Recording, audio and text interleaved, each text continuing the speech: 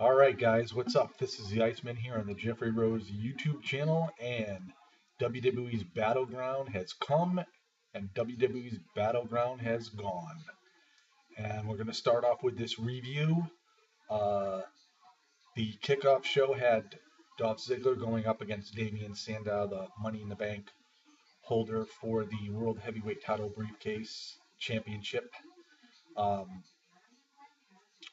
a pretty good match. I really thought the start of this match that either one could come out on top, but the way, because of the way both of them been losing, it was sort of like a toss-up. You could have flipped a coin and it wouldn't have mattered either way who won.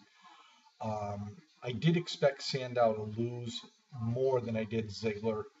I thought maybe possibly they would throw us a curve and maybe Sandow would cash in the Money in the Bank briefcase on the winner of Alberto and RVD. But anyway, not a bad match. Of course, on the pre-show, it's never a very long match, and Dolph Ziggler did come out on top.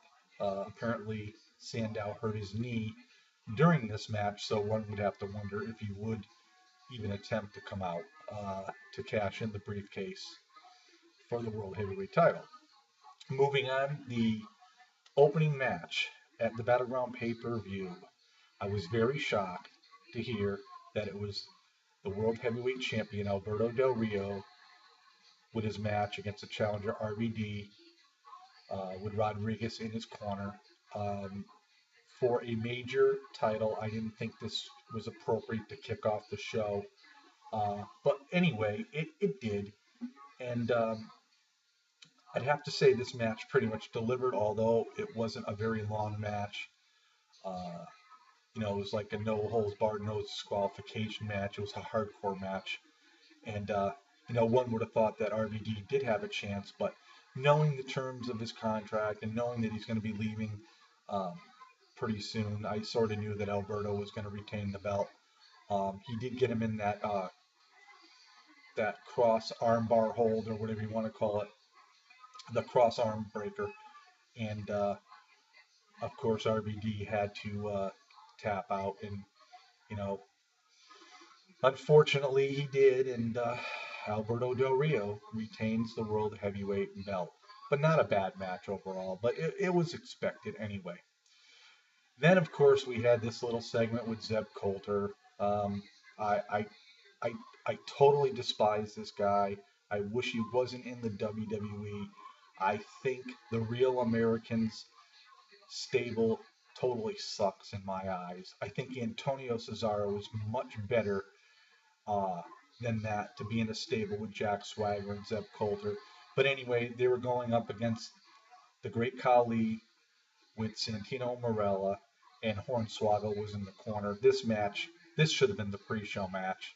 Um, this tag team match, I, I don't even know why it was there. And I only think that the reason why this match took place was for the WWE to promote a little more of Antonio Cesaro with his at the end how he swings the wrestlers around the Cesaro swing, and at the very end he did this to the Great Khali, and ended up getting the roll up and the pin.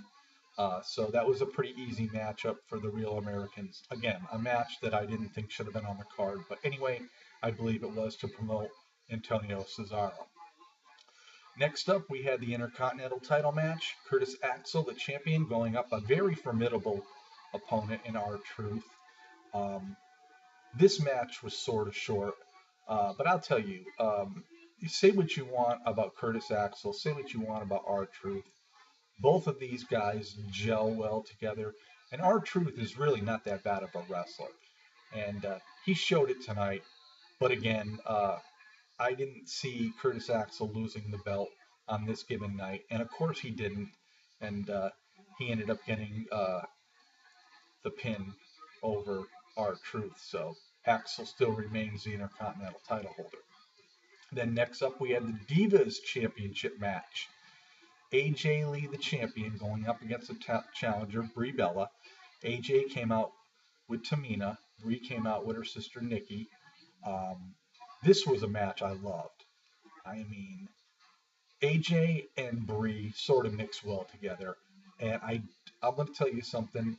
I have not been happier with a Diva champion in a long time than AJ Lee. She has been phenomenal as a Divas champion. I love her personality. I love her attitude. I just love the way she prances around the ring. I love the way she gets those psycho eyes looks and just the way her demeanor.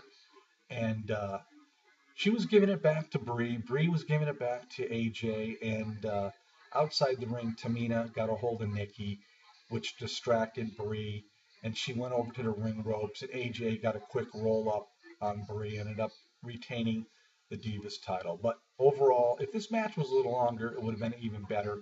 But it was a good match nonetheless.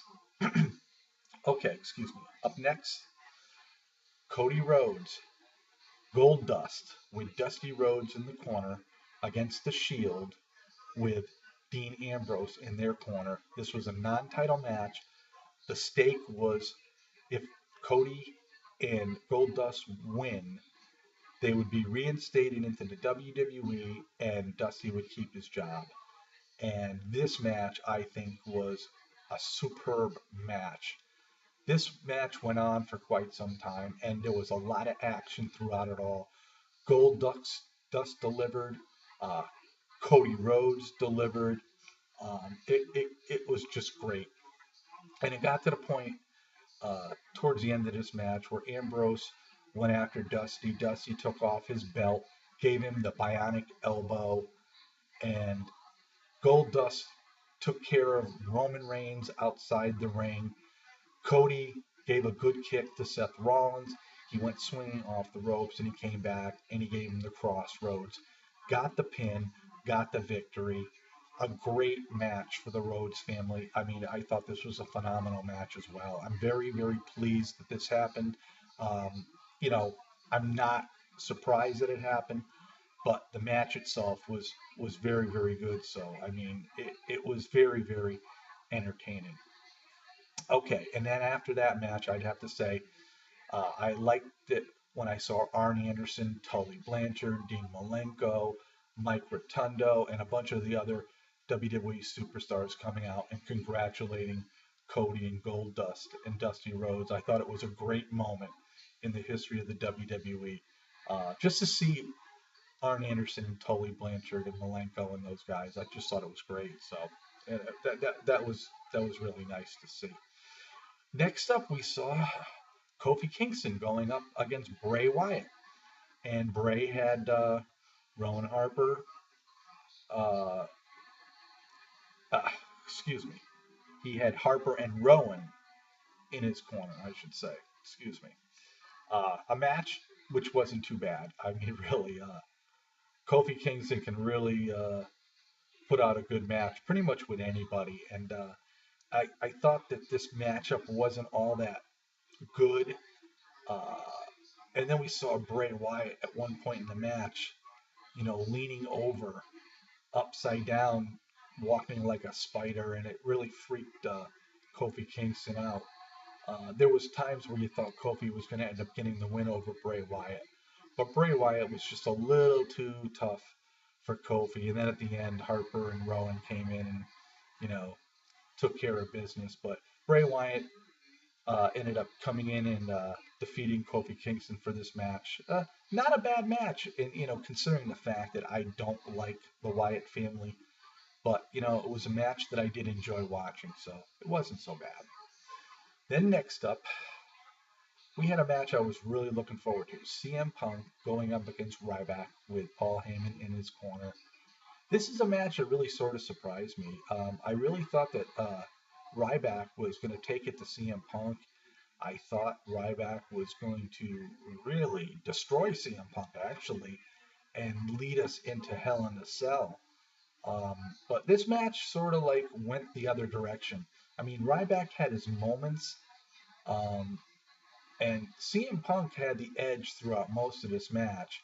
And it really got to the point where Ryback was taking care of business. Um, CM Punk was over near the ring ropes where Paul Heyman was.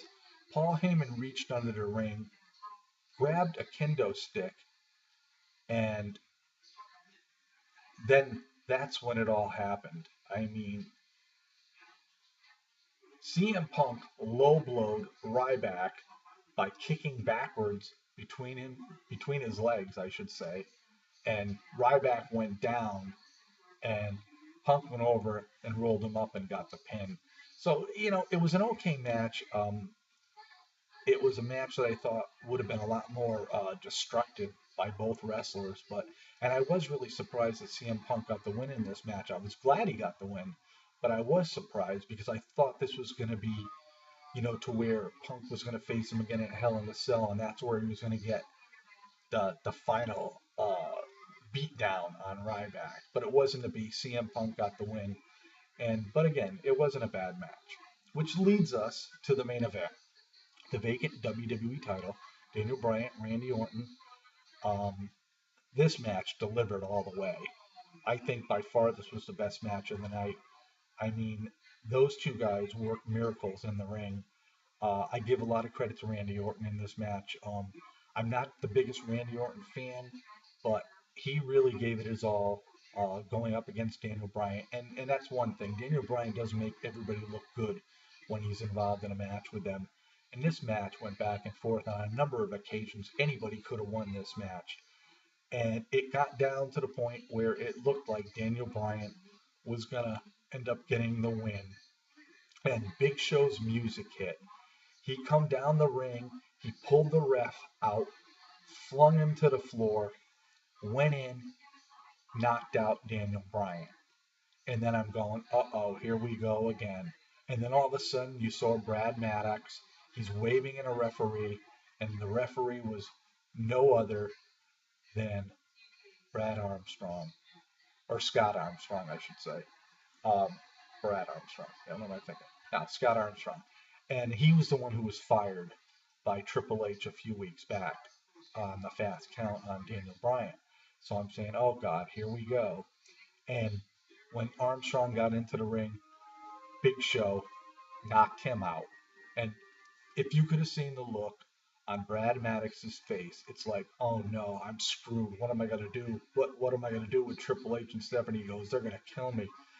And then just when you thought that Randy Orton was gonna go and get the pin on Daniel Bryan, Big Show pops Randy Orton, and everybody's laying in the ring. And there was no winner, just like I did predict in my predictions video, and the show ended. And I think this was a very, very good ending. I really applaud the WWE for what they did in this match here. I think it should be decided at Hell in a Cell, and I'm just curious to see what's going to happen tomorrow night on Raw. Overall, Battleground being its initial pay-per-view by the WWE. If I were to rate it, I'd give it an 8. I thought it really had a lot of good matches, although some were short, but it really delivered for me. I was very skeptical in the beginning, but after watching it, I was very, very pleased. And the thing that really scared me for a moment was when the screen went black before the main event, and I'm going, oh no, I'm going to miss the main event. But at least, it was a power outage out there, and they held everything back until they came back with power, and we all got to see the match in its entirety. So, great pay per view by the WWE. It definitely delivered. If anyone hadn't seen it, when you get the opportunity, please go see it. It was well worth watching. So, this is a review by the Iceman. It's a Sunday night. Peace out, everybody, and we'll see you all next time.